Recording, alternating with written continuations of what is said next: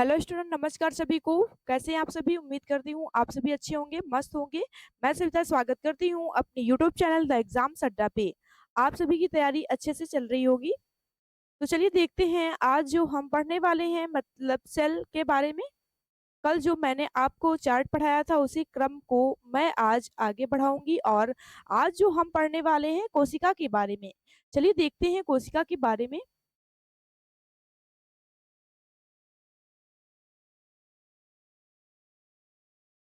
कोशिका जिसे हम क्या कहते हैं? जिसे हम कहते हैं सेल। जिसे हम सेल कहते हैं। अगर कोशिका की बात की जाए, कोशिका क्या होती है? तो कोशिका सजीव जीवों की रचनात्मक और क्रियात्मक इकाई होती है। मतलब जीवन की सबसे छोटी इकाई होती है।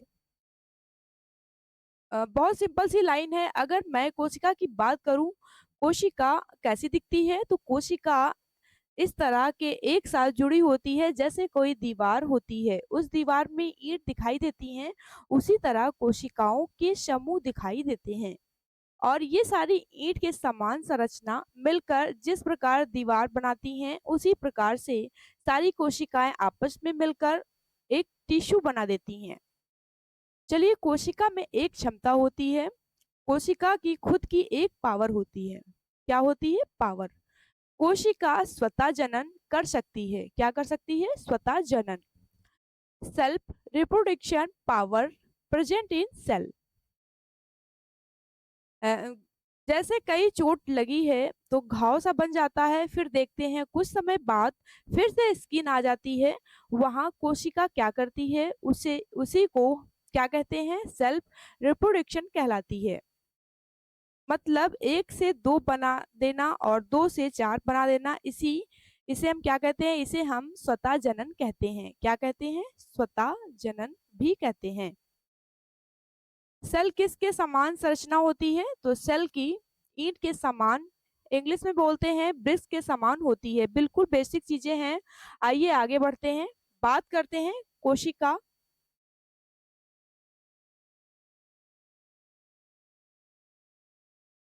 बात करते हैं कोशिका या सेल। तो पहला पॉइंट है, अगर जीवन की उत्पत्ति सबसे पहले हुई होगी तो क्या चीज बनी होगी? तो सबसे पहले बनी थी कोशिकाएं। अगर बात की जाए सबसे पहले किस किसका डेवलपमेंट हुआ, तो सेल का हुआ। किसका हुआ? सेल का। कैसे पता लगा कि सबसे पहले सेल बनी? और बात करें कि कोशिका क्या होती है, तो कोशिका संरचनात्मक और क्रियात्मक इकाई होती है। किसकी? किसकी होती है? तो ये होती है लाइफ की। आगे देखते हैं। हम देखते हैं कोशिका के बारे में पढ़ते हैं, तो सीधी सी बात है कि कोशिका का अध्ययन क्या कहलाता है? कोशिका क्या अध्ययन क्या कहलाता है? तो कोशिका का अध्ययन क्या कहलाता है? तो स्टडी ऑफ सेल को क्या कहा जाता है? स्टडी ऑफ सेल को क्या कहा जाता है? तो हम कहते हैं साइटोलॉजी। मतलब साइटोलॉजी का मतलब, साइटो का मतलब होता है सेल, और लॉजी का मतलब होता है अध्ययन। साइटो का मतलब होता है सेल, और लॉजी का मतलब होता है अध्ययन। क्या होता है? अध्ययन। आइए आगे बढ़ते हैं। तो कोशिका को किसने खोजा? कोशिका को किसने खोजा? कि सेल की खोज या डिस्कवर किसने किया? तो किसने किया है? तो ये किया है रॉबर्ट हुक। किसने किया है? रॉबर्ट हुक ने। कोशिका की खोज किसने की है? तो रॉबर्ट हुक ने की है। और किस सन में हुई थी? तो ये हुई थी 1665। 1665 में हुई थी। अब देखते हैं कि फादर ऑफ साइटोलॉजी किसे कहा जाता है। फादर ऑफ साइटोलॉजी किसे कहा जाता है? फादर ऑफ साइटोलॉजी किसे कहा जाता है? मतलब कोशिका विज्ञान के जनक कौन है? तो ये हो जाएंगे रॉबर्ट हुक। कौन है? Robert Hooke.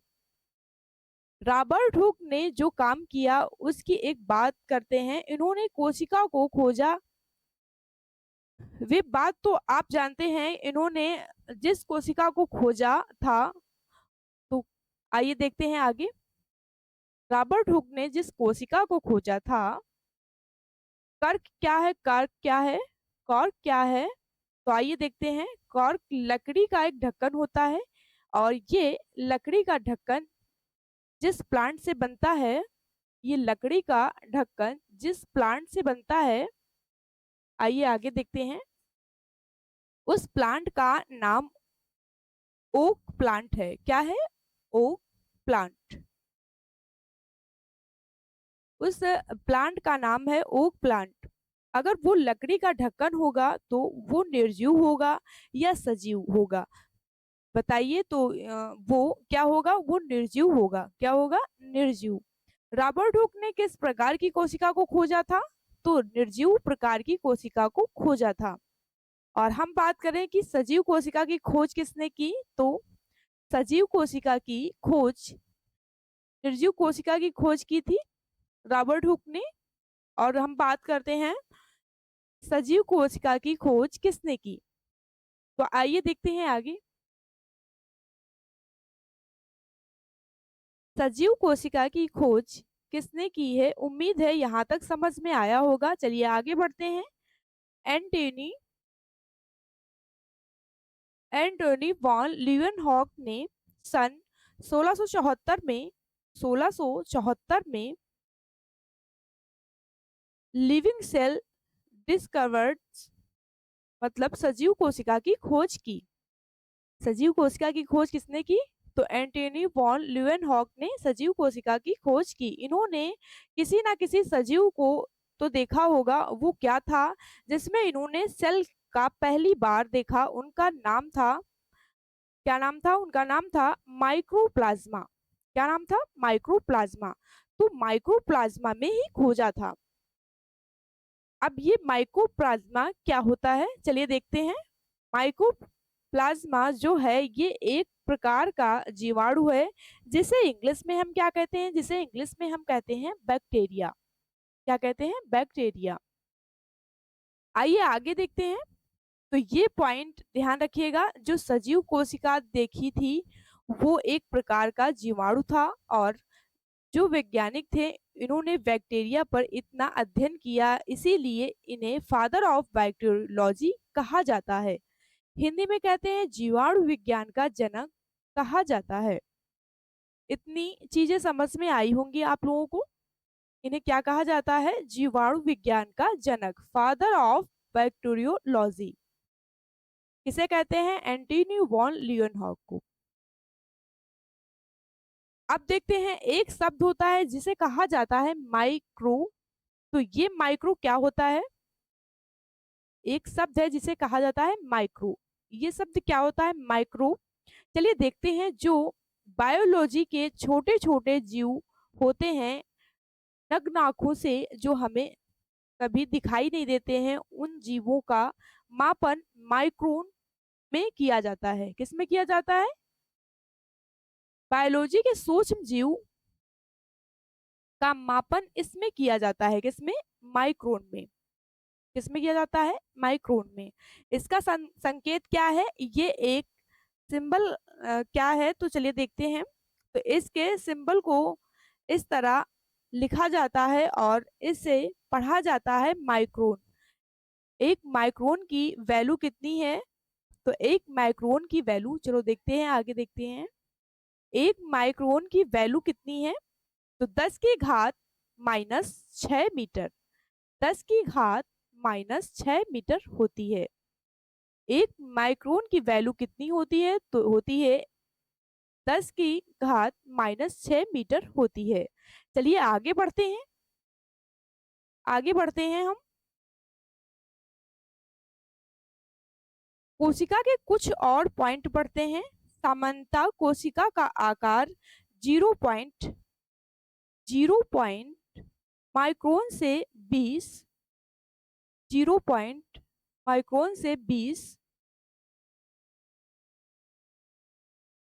माइक्रोन तक होता है। 0.5 माइक्रोन से 20 माइक्रोन तक होता है। कितना होता है?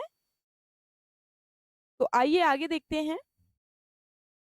Size of cell, size of cell equal 0.5 से 20 माइक्रोन होती है। कितनी होती है? 0.5 से माइक्रोन से 20 माइक्रोन होती है। अब कोशिका का आकार की बात की जाए, अब कोशिका के आकार की बात की जाए तो पादप और जंतु दोनों में अलग अलग होता है। जो सेल्फ होगा वो प्लांट का और एनिमल का अलग अलग होगा। चलिए आगे बढ़ते हैं। In this word, in this word कि पूरे विश्व के अंदर अगर पूछे दुनिया के अंदर सबसे बड़ी कोशिका कौन सी है, सबसे बड़ी कोशिका कौन सी है, और अगर आपसे ये पूछे कि सबसे बड़ी कोशिका जीव कौन सा है, तो आप सबसे बड़ी कोशिका शुतुरमुर्ग के अंडे में पाई जाती है। अब देखते हैं सबसे बड़ा एक कोशिकी जीव, सबसे बड़ा एक कोशिकी जीव तो क्या होगा? एसिटाबुलेरिया। क्या होगा? एसिटाबुलेरिया है। इसका दूसरा नाम क्या है? तो आइए देखते हैं इसका दूसरा नाम। इसका दूसरा नाम है केउलिप्पा टैक्सीफोलिया। क्या है? तो आइए आगे देखते हैं।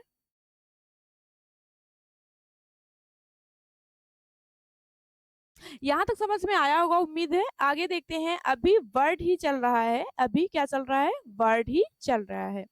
विस्म इन द वर्ड, अगर आप जानते हैं सबसे छोटी कोशिका कौन सी है और सबसे छोटा एक कोशिकी जीव कौन सा है, तो देखते हैं दुनिया की सबसे छोटी कोशिका का नाम। सबसे छोटी कोशिका का नाम माइकोप्लाज्मा इसे कहा जाता है।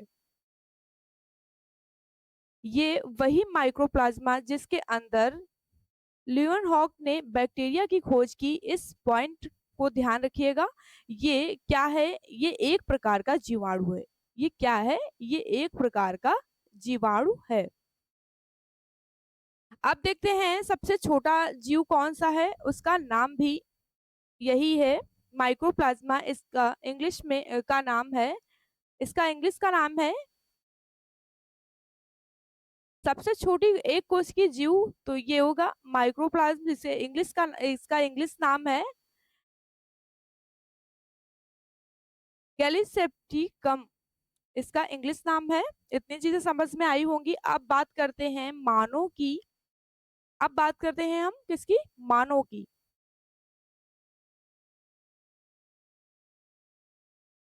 मानव के अंदर सबसे बड़ी कोशिका, मानव के अंदर सबसे बड़ी कोशिका कौन सी है?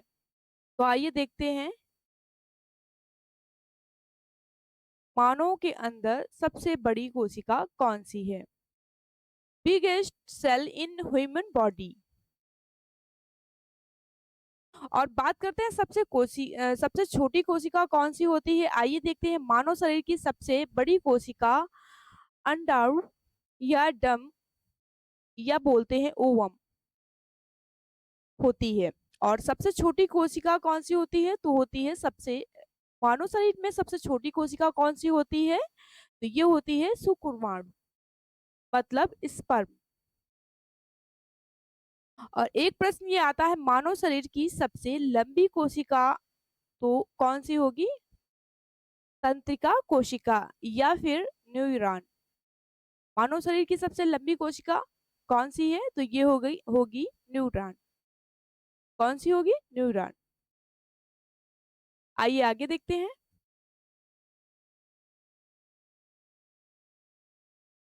आगे बात करते हैं। चलिए आगे देखते हैं। जैसे कुछ कहते हैं सबसे बड़ी कोशिका तंत्रिका कोशिका होती है। जब ऑप्शन में अंडाणु ना हो तब सबसे बड़ी कोशिका न्यूरॉन होगी। उम्मीद है यहाँ तक बात समझ में आई होगी। अब अगर बात करें कोशिकावाद की, किसकी? कोशिकावाद या कोशिका सिद्धांत की, या कोशिका सिद्धांत की। कोशिकावाद किसने दिया था या कोशिका सिद्धांत किसने दिया, या मैं कहूँ सेल प्रिंसिपल किसने दिया? सेल प्रिंसिपल किसने दिया? तो आइए देखते हैं, तो किसने दिया होगा? स्लाइडर एवं स्वान। अब इसे हम क्या कहते हैं? बॉटनिस्ट। कौन सा जूलॉजिस्ट कौन सा है? तो देखते हैं, स्वान जो है वो स्वान जो है वो कौन है? ये होगा जूलॉजिस्ट। और जो स्लाइडन है ये होगा बॉट। चलिए आगे देखते हैं। इसका पहला पॉइंट इन्होंने कहा था सभी जीव कोशिका के बने होते हैं। अगर हम बात करें कि बायोलॉजी शब्द किसने दिया, बायोलॉजी शब्द किसने दिया, तो बायोलॉजी शब्द लैमार्क एवं किसने दिया? बायोलॉजी शब्द किसने दिया? लैमार्क एवं बायोलॉजी शब्द किसने दिया? लैमार्क एवं पेविनेस ने दिया था। और देखते हैं जो सेल वर्ड गिवन या कोशिका शब्द किसने दिया था? तो उन्होंने दिया था, रॉबर्ट हुक ने दिया था। लेकिन मैं आपसे ये पूछूं कि सेल कोशिका कौन सी भाषा का शब्द है? सेल जो है कौन सी भाषा का शब्द है? कौन सी लैंग्वेज का शब्द है सेल? तो देखते हैं, सेल लैटिन भाषा का शब्द है। ये किससे बना होता है? तो ये सेलुला से बना हुआ है। किससे बना हुआ है? सेलुला से बना हुआ है। सेलुला का मतलब क्या होता है? सेलुला का मतलब छोटा कमरा। अब बात करते हैं कोशिका। सेलुला का मतलब होता है छोटा, स्मॉल रूम। आगे देखते हैं, कोशिका के कोशिका के दो प्रकार होते हैं। नंबर एक होता है two type of cell. Two type of cell, number एक होता है प्रोकैरियोटिक कोशिका, नंबर दो हो जाएगा हमारा यूकैरियोटिक कोशिका। तो कितने प्रकार की होती हैं? दो प्रकार की होती हैं। उम्मीद है यहां तक समझ में आया होगा आप लोगों को। चलिए आगे बढ़ते हैं। प्रोकैरियोटिक उनके बारे में देखते हैं। प्रोकैरियोटिक के बारे में देखते हैं। प्रोकैरियोटिक कोशिका के बारे में देखते हैं। ये प्रोकैरियोटिक ये प्रारंभिक कोशिका थी, मतलब दुनिया में जो पहले जीव आए थे उनमें किस प्रकार की कोशिका थी? उनमें प्रोकैरियोटिक कोशिका थी। और इन्हें हम अविकसित कोशिका कहते हैं। इन्हें हम क्या कहते हैं? इन्हें हम अविकसित कोशिका कहते हैं। इनमें किन किन चीजों का अभाव होता है? तो इनके अंदर केंद्रक नहीं पाया जाता है या न्यूक्लियस एब्सेंट है। न्यूक्लियस एब्सेंट है। और हम बात करते हैं, अगला पॉइंट है हमारा, केंद्रक झिल्ली नहीं पाई जाती है। केंद्रक झिल्ली नहीं पाई जाती है इनके अंदर। केंद्रक के चारों ओर क्या पाया जाता है? इनमें केंद्रक झिल्ली नहीं पाई जाती है। अधिकतर ये प्रश्न एग्जाम में आता है कि केंद्रक झिल्ली नहीं पाई जाती है। अगला पॉइंट देखते हैं, इनमें गाल्जी काय, माइटोकॉन्ड्रिया और लवक लवक नहीं पाए जाते हैं। नहीं पाए जाते हैं। इसके आगे अगला पॉइंट देखते हैं, इनमें जो राइबोसोम जो होते हैं वो राइबोसोम दो तरह के होते हैं। इसमें जो राइबोसोम होते हैं वो कितने तरह के होते हैं? दो तरह के होते हैं। तो एक टाइप होता है 70S। एक टाइप होता है 70S प्रकार का। और अगला होता है, चलिए आगे देखते हैं,